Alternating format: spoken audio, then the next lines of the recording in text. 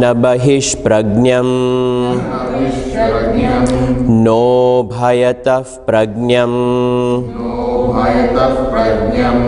न प्रज्ञानघनम् न प्रज्ञम् नाप्रज्ञम् अदृष्टम् अव्यवहार्यम् अग्राह्यम् अलक्षणम् अचिन्त्यम् अव्यपदेश्यम् एकात्मप्रत्ययसारम्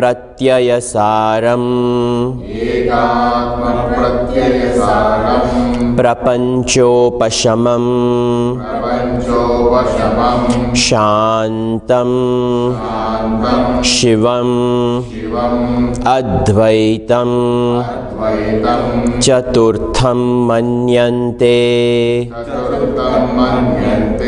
स आत्मा स विज्ञेयः।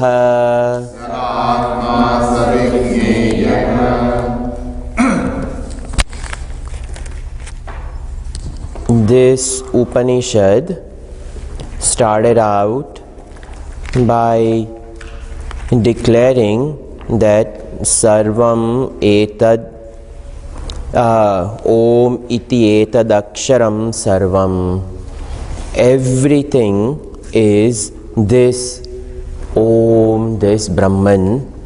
Then this Upanishad went on to saying Sarvam hi etad Brahma, Ayamatma Brahma, and this Atma is Brahma, and Soyamatma Chatushpad, this Atma is in 4 parts. It is endowed with 4 quarters.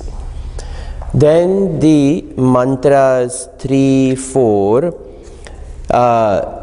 over here, Jagrati Sthane Bahishprajna. So the first quarter was talked about. The first quarter, which is talked about as the waker, and in there Vishwa and Virat are talked about. The individual personality and the Samashti personality in the waking state was considered to be the first part. Then the second part was talked about as, for the individual, it is the dreamer, and it was referred to as Taijas. And at the totality, the dreamer was identified as Hiranyagarbha. And that is the second part of this Atma which is talked about. And then the sleeper, the third pad, the deep sleeper is talked about as Prajna at the individual level, and at the totality level, Ishvara is who it is referred to. So in this way, up to now, all these, up to the 6th mantra, the identity of the first part as the waker, the second part as the dreamer, the third part as the deep sleeper is talked about. Now comes the 4th part, and in this 4th part over here in this mantra is the actual definition of this Atma.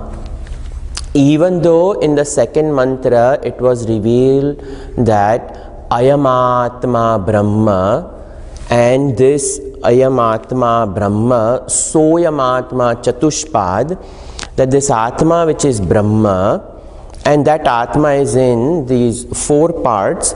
So now the uniqueness over here is talked about as the 4th part. So what is Turiyam?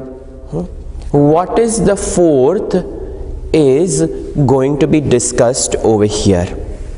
So over here when it is said that Saha Atma Savigneyaha Chaturtham Manyante, that this is the fourth, this is the Atma, and this Atma referred to as the Turiyam.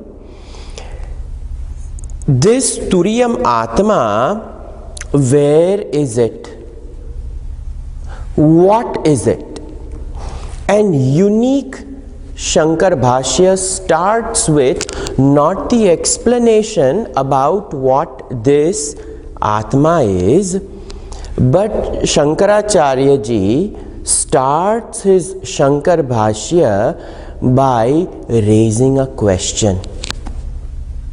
And the question that he raises is that in the second mantra, it was said that the Atma has 4 parts. Part 1, 2 and 3 you have described. But when it came to the 4th part, you did not give the 4th part identity, which is independent of itself. The 4th part talked about over here is the other 3 parts. So, what is Turiya? The question raised by Shankaracharya ji in this Bhashya is that you have not revealed to me anything different. It is the same 3 things you mentioned, but not that, not that, not that. How can you call that a 4th part? So, what is Turiya? What is 4th? And the whole explanation goes into the explanation of what is 4th. 4th can be indicated when we say the number 1, the number 2, the number 3 and the number 4th. In mathematics, in this sequence, we know that 4th is not 1, not 2, not 3, 4, but then 4th has an independent identity than the other 3. It has one more than the other previous one. If you say 4 apples when we teach to a child, so 4 meaning it is not 3, you have added something to the 3rd. So when it is said over here, this mantra, a unique mantra which negates 1, negates 2, negates 3, and upon negating, he said what is remaining is 4, but what remains? So over here, Turiyam is not associated with the 4th. Please don't think Turiyam is something unique as the 4th.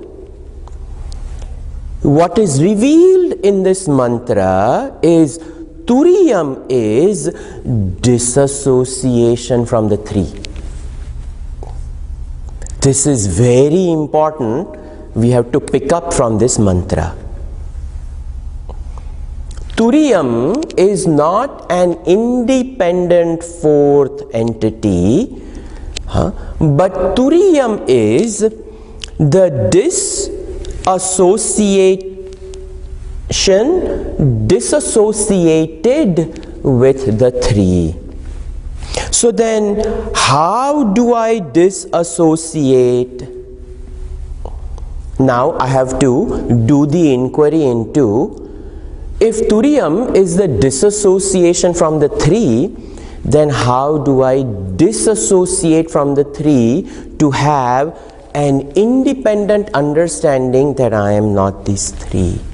So what constitutes to disassociation? So now let us try to understand the genesis of the disassociation.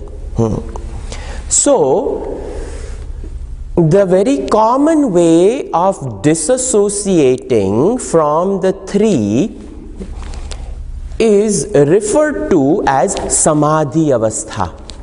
It is referred to as the entering of this deep meditation. When I enter this samadhi avastha, quote unquote, it is used, that the state of samadhi. So if there is a state of samadhi, then there is also a state of no samadhi. That's why it is called avastha. A temporary condition created is called avastha. So we are inquiring into disassociation. When I disassociate from the first, I give up the body consciousness, I give up the sense association, I give up the sense object association, then I come within and I give up the mental association in the realm of emotions and feelings. Then I give up the intellectual association in the very fertile fields of thoughts and meditating upon thoughts, thinking. So when I remove this association, I enter a unique state, and that unique state is referred to in scriptures as samadhi. And in the samadhi, I have disassociated with the equipment. And when I disassociate with the equipment, I give up the waking identity. I give up the root cause of the dream identity. It is the mind which is the one which projects and creates dream. And I even give up the very cause, the causal identity, because I am not deep sleeping. So I have not associated with great effort. I have put myself into this state of samadhi. But when I enter samadhi, I disassociate with the body, thus I disassociate with the world. So what is given up is this Virat experience, and the Vishwa experience is given up. When I disassociate with mind, I have given up the Swapna and the Hiranyagarbha experience. And when I give up the causal experience, I have given up the Ishwaratva and the Prajna. All six of them have been suspended. And I have now entered a very unique place, and the unique place is referred to as the samadhi. But when I am in the samadhi, the body, the mind and the intellect, it is gone into something known as dormant state. Just because I have entered samadhi, that does not mean the body, mind and intellect has disappeared. It has not disappeared. In fact, it is very well present. The very fact that I can enter samadhi is a fact that there is presence of body, mind and intellect. a dead human being lying in a casket cannot go into samadhi. So, the equipment has gone dormant. The equipment has not disappeared. And thus, physical disassociation is not possible. I hope we are all on the same page, because Mandukya takes off from here. So physical disassociation is not possible. When the person comes out of samadhi, the waker is there, the dreamer is possible, and prarabdha created world is also going to be there. Everything is going to be there. In fact, the person, when they come out of samadhi, is angrier than before, because the shant avastha is gone and sheer noise and problems arrive. So, is disassociation possible? Is physical disassociation possible? No.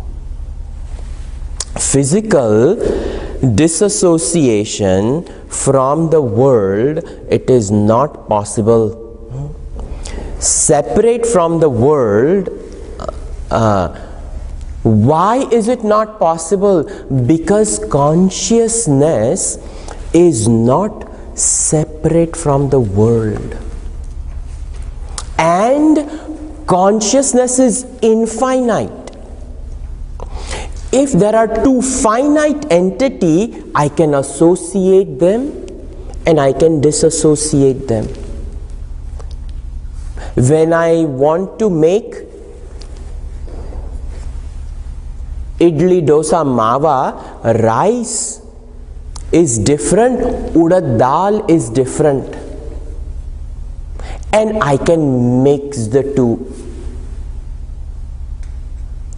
But consciousness is not a finite entity which I can mix into a pot.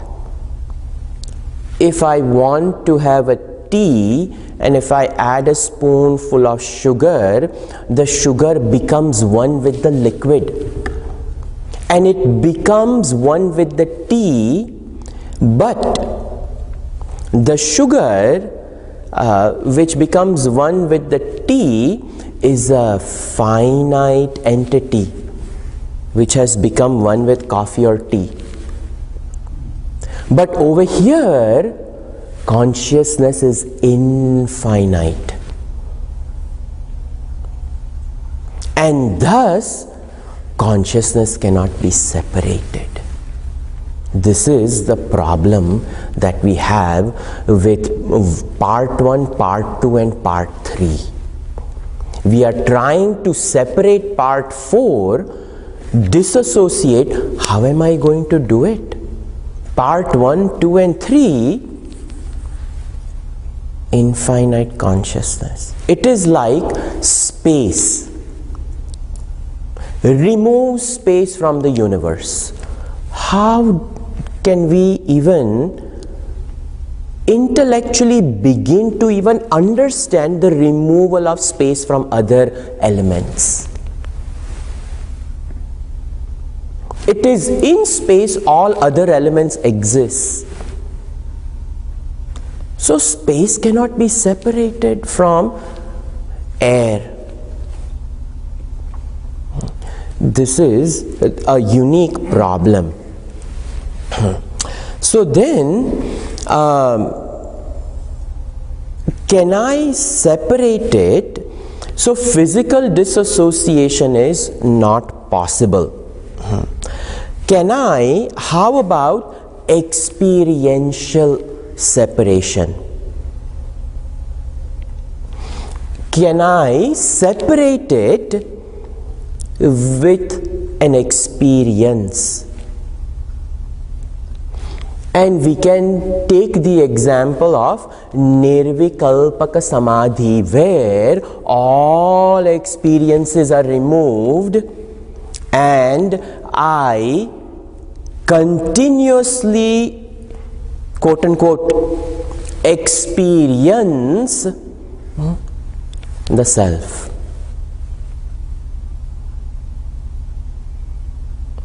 Again, I'm using the word experience very loosely for the sake of explaining. But when I come back from the Nirvikalpaka Samadhi, the experience of the world does not disappear. So there is also we cannot experientially disassociate from this world. Then how am I to disassociate from the three? Jagrat, Swapna and Shushupti. The waking, the dream and the deep sleep. So physical separation not possible. Experiential separation, Samadhi Avastha, not possible. Then how are we to know fourth Chaturtham? That is why in Manisha Panchakam, when Shankaracharya ji had gone to this holy city of Kashi and that Chandal appeared, Annamayat Annamayam Athva Chaitanyameva Chaitanyat. Hey Dvijavara Bruhi Vanchasi Kim Gacha Gacha iti. Shankaracharya ji looked at that untouchable Chandal and said, go, go, move, move. And that Chandal, who was that untouchable, foul-looking person, was Lord Shiva in disguise. He asks, who do you want to go? The physical body, you want to go from the physical body?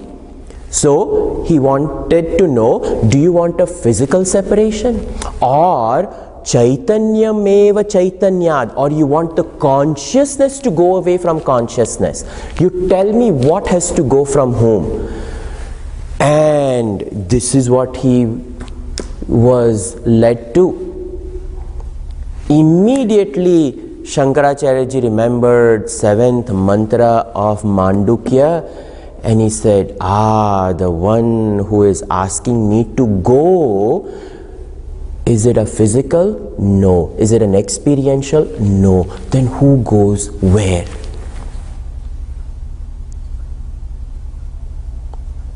And that great composition, Manisha Panchakam, is the essence of Veda's 4 Mahavakyas. Prajnanam Brahma, Ayamatma Brahma, Aham Brahmasmi and Tattvamasi, because only that can answer, you move, that alone is the answer of movement. There is no movement physically, there is no movement experientially. Then what is it? So Mandukya Upanishad comes over here, and Mandukya Upanishad is a unique one which says that it is not the experience. It is not the experienced object in the Avastha Jagrat Swapna Shushupti, neither is it an experience in Jagrat Swapna Shushupti. It is the one to whom the experience is possible. It is that consciousness which can remain independent of the object and the experience. And he reduced Jagrat, Swapna, Shushupti to 3 things: objects and experience. And the whole mantra over here, first half of the mantra is, it is not an experience. Second half of the mantra over here is, it is not an object. And that which is not an object, that which is not an experience, that alone is pure awareness. Now, how am I to know pure awareness? What is pure awareness? And over here, in this Upanishad, what is brought to our attention is in Shuddha Jnanam. Consciousness can be separated from the experience and the object. Shuddha Bodh, Shuddha Jnanam, pure knowledge, and that knowledge is referred to as objectless awareness. And that objectless awareness remains without any object, without any experience. And that objectless awareness is called Satyam. And the object which is experienced, so the experience as well as the object, is known as Mithya. So, the consciousness referred to as Satyam and the object and the experience referred to as Mithya, illusion. How can illusion and consciousness or Satyam ever mix? Because if they mix, then they can be separated. So how can pure Satyam and illusion mix? Because over here fourth is referred to as the disassociation. So how do I disassociate? I can only disassociate if they have mixed. Has Satyam, truth, mixed with Maya or illusion or objects or experience? It is like when I go to see the movie, where does the movie and the screen upon which the movie is seen, where do they mix?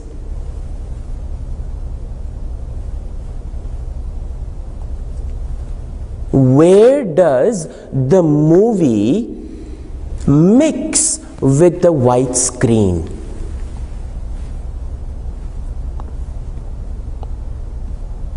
The movie cannot take place without the white screen.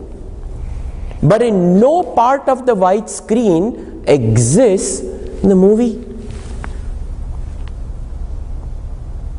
So that movie is referred to as a projection onto the white screen. And because it is a projection, I can remove the movie from the white screen, and I can do that while I'm watching the movie. I don't have to physically separate them. It is in the understanding, I am seeing the projection of some director, producer's garbage of the mind on a nice white screen.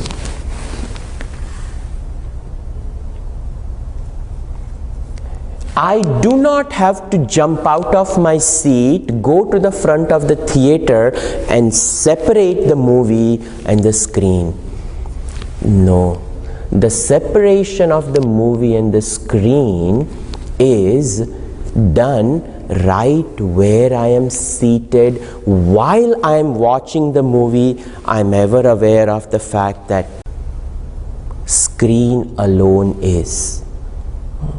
When the movie is over, screen remains exactly the way it is. Tomorrow I will pay yet another $12 and come and enjoy another movie on the same screen.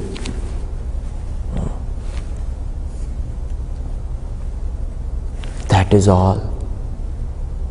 Each movie is a projection of our life onto the substratum of pure Shuddha Chaitanya. At no point in time has consciousness ever mixed with Maya. And because it has never mixed with Maya, the disassociation is possible. And that disassociation is possible only in knowledge and nowhere else.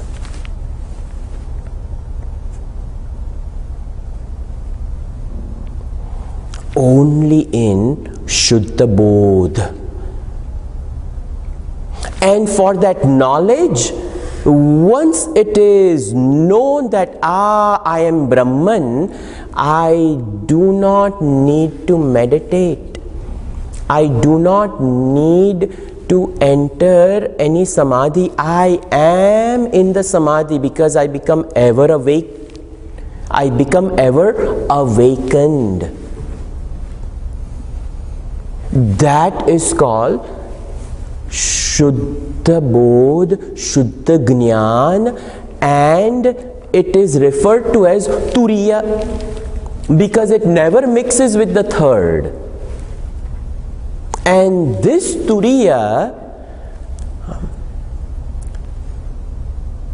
it cannot be called an avastha because it is not independent. While in the waking, I know I am not the waker.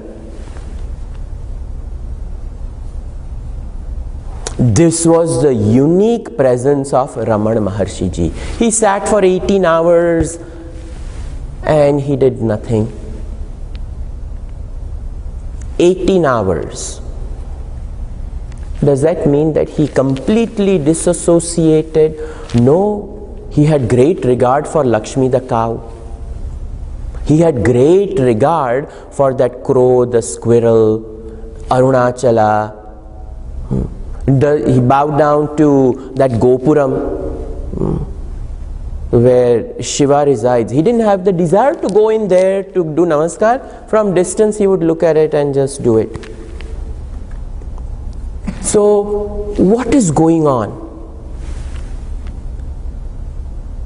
What goes on in that mind? When he is on Arunachala and seeing this whole city and a massive temple in front of him, a monkey stealing his bananas, the heat of the day, where does he abide? His abidance is in this absolute knowledge, I am nothing but pure Shuddha Chaitanya. And he used to call Chaitanya Arunachala, that's all. It was a label he had given for the sake of transaction. Otherwise, what will he call, what will he tell people?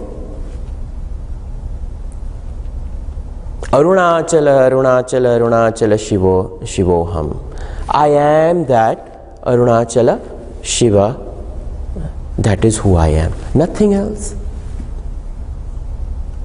Is it inside that temple Gopuram?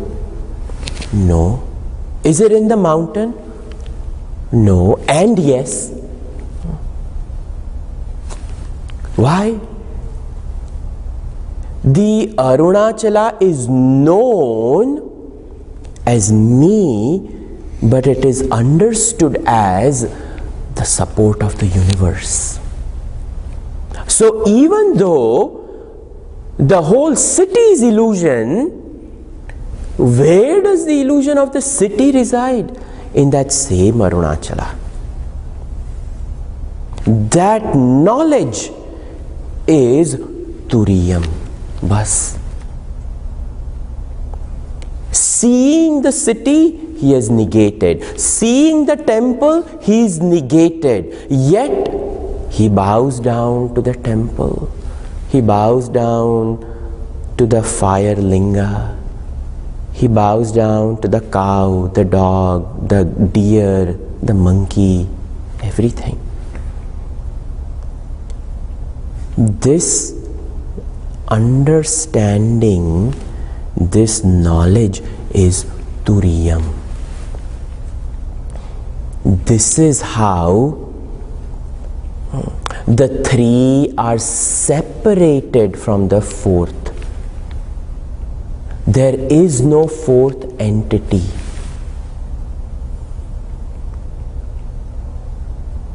The three are there only because of the fourth.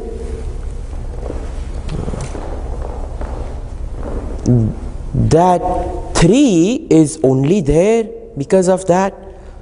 So when it is said over here in Vedanta says only in Jnana, only in pure knowledge or understanding, this disassociation is possible. And Sureshwaracharya ji brings out a very beautiful example in Naishkarmya Siddhi,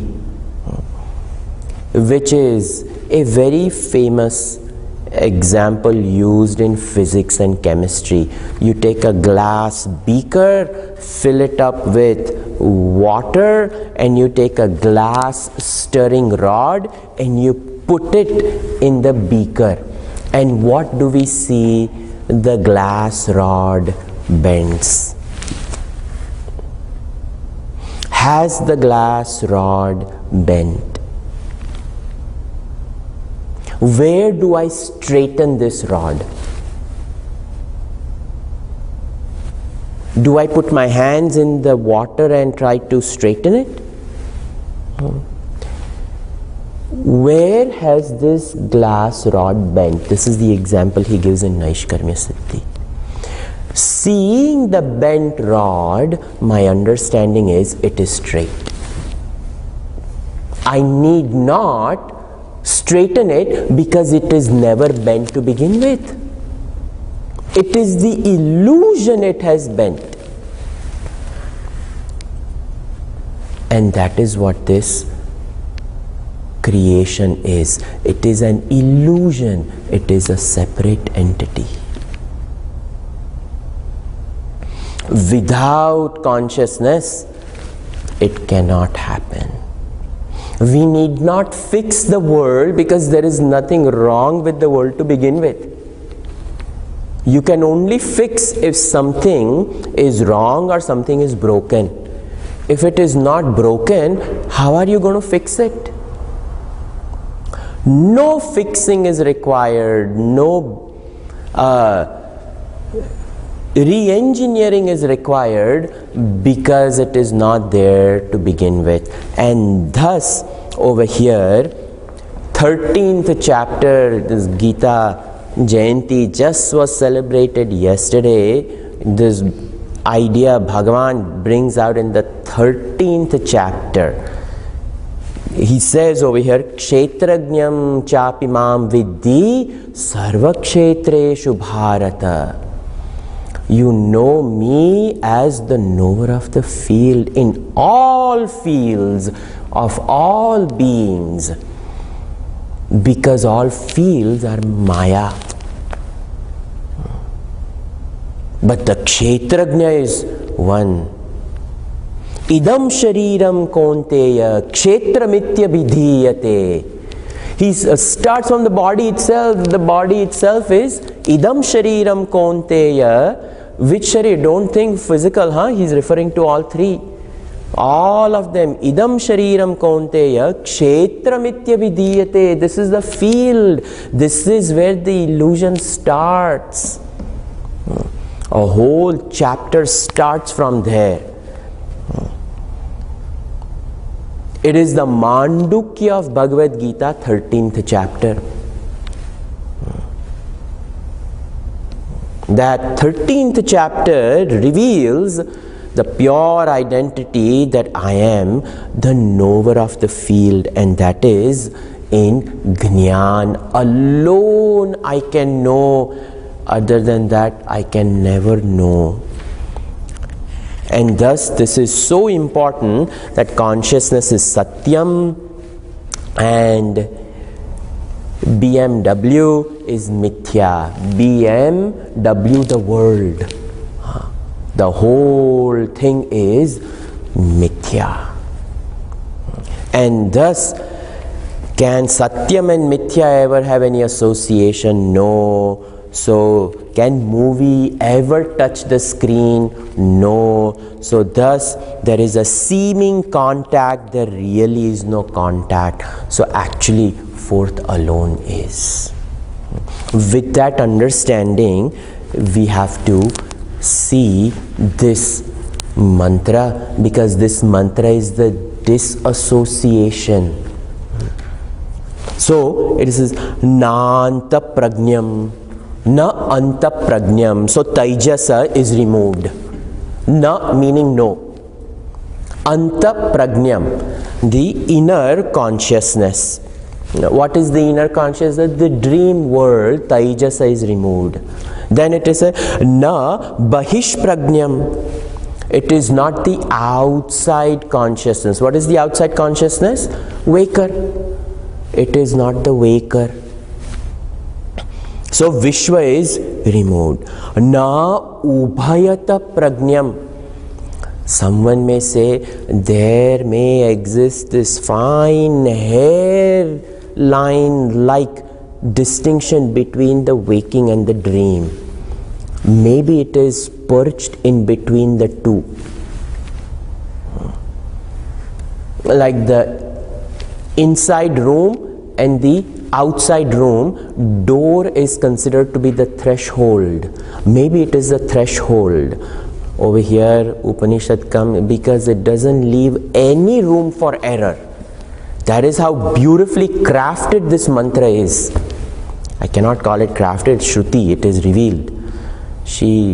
There is no defects in Shruti. That is the beauty of it. So it is not the in-between state, in case if you are thinking the state between the waking and the dream. Na ubhayata prajnam. Then na prajnam. Neither is it the deep sleep of prajna. It is not a mass of consciousness, it is referring to this deep sleep. So it is not the dream experience, dream world. It is not the waking experience and the waking world. It is not the deep sleep and the deep sleep experience. Neither is there a threshold between the two. No. Na prajnana ghanam. Neither is it no bhayata prajnam, na prajnana ghanam. That prajnana ghanam, it is not the deep sleep. Na prajnam. So, na prajnam. So, it is not consciousness. Arey, what do you mean it is not consciousness? So, what is referred to over here, it is not the consciousness which is aware of all objects all at the same time. Because it is still an experience. What a beautiful this mantra comes and captures it. Because each one of us are conscious of objects. All of us are conscious of all respective objects of our life. So the whole world is conscious of the objective experience, and it is over here negating. It is not the consciousness which experiences. So not an experience. Consciousness is not an experience. That is what is na prajnam. It is not awareness of objects, not just objects, all objects of all beings, all at the same time. The little ant is aware of the ant world, and it knows what to do, and it is continuously doing it. The cockroach is aware of its cockroach world. The honeybee is aware of its honeybee world. The human beings are aware of the human world. All awareness. It is not that consciousness. Yes, the dog is aware of the dog world, but the dog knows not that it is your awareness. Yet it is aware. So how can it be awareness? Ahaha. What Shruti captures, na aprajnam, बेहोश होकर पड़ गया है वो भी नहीं है. You know, the drunkard lying on the street not knowing where he is, it is not even the unconscious one. The person lying in the ICU, it is not even that. So it is not an experience. Up to here, the whole mantra negates the experience. Jagrat, Swapna, Shushupti, the intermediary experience, the unconscious state as well as we see in the ICU and the drunkard people, and also the state of awareness of all beings not knowing that they are aware of the objective reality, not even that. Then what is it? Now the Upanishad goes and says further, it is not an object. Adrushtam, it is not seen.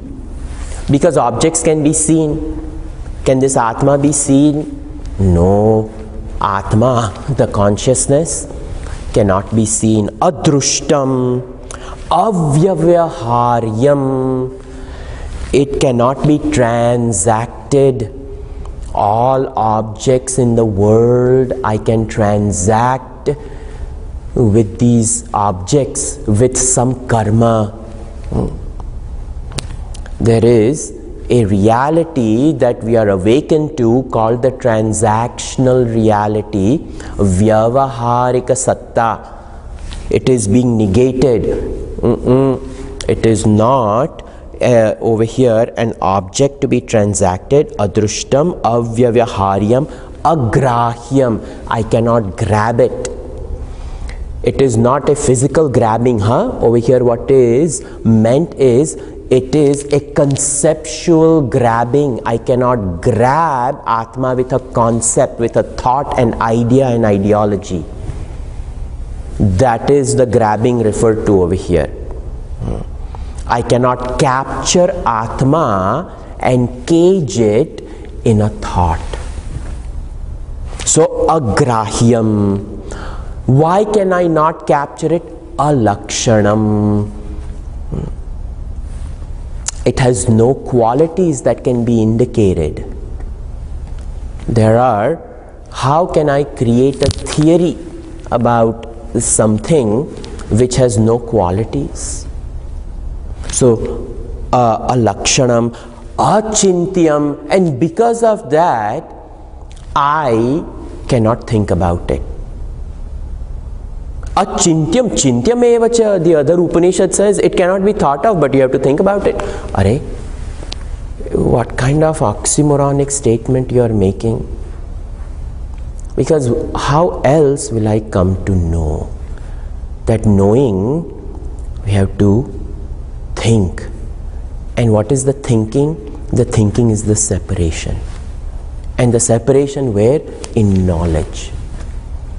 It is in knowledge. So over here, achintyam. It cannot be thought about. Achintyam. Avyapadeshyam. It is beyond description. Avyapadeshyam. No description can be given. Avyapadeshyam. The next one I love it absolutely. Ekatma pratyayasaram. Ekatma pratyayasaram. Our Gurudev's understanding is unbroken self-awareness. Unbroken self-awareness. And in Ramakrishna Mission there is Swami Gambhirananda, and his description he gives, whose vital proof consists in a single belief in the self. Kind of the same but yet different, because he brings in this word belief. Belief, it is Shraddhaya Gamyam. Because if I negate everything, the fear is I will become like a Buddha, nothing remains, shunya, kuch bhi hai nahi.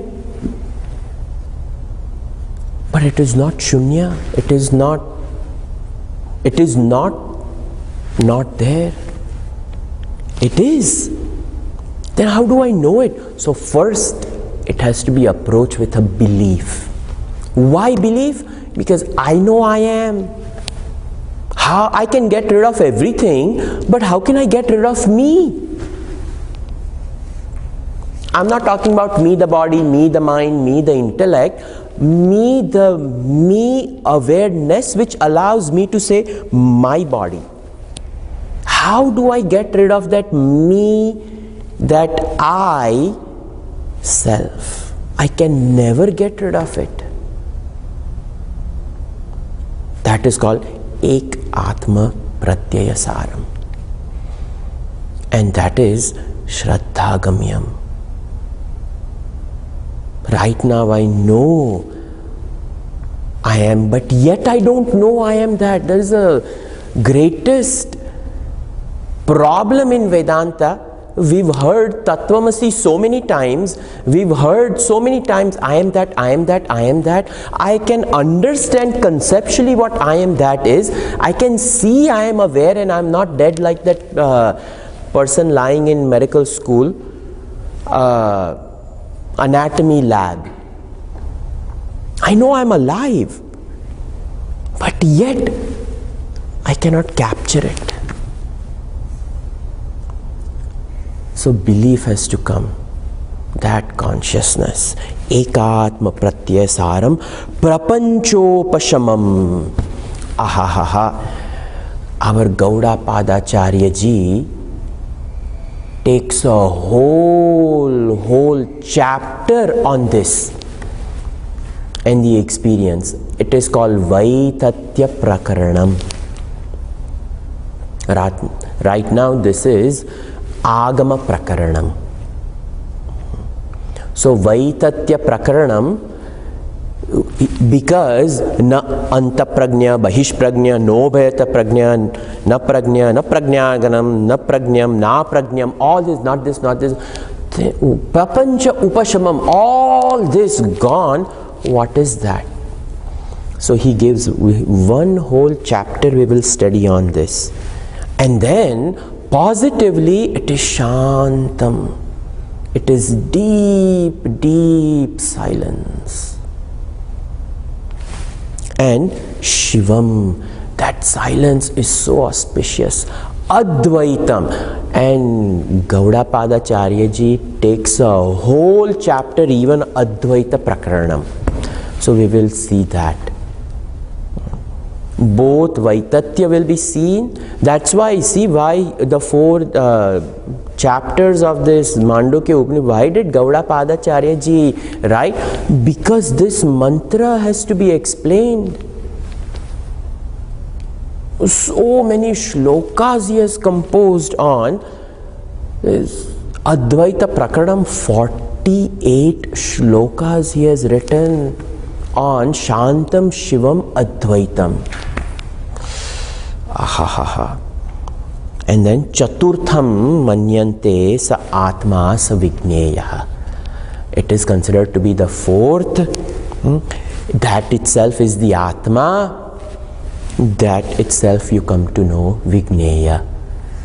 This is what we have to know.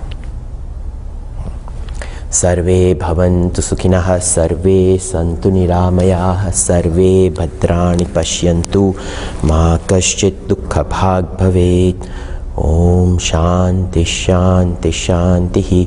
Harihi Om. Shri Gurubhyo Namaha. Harihi Om.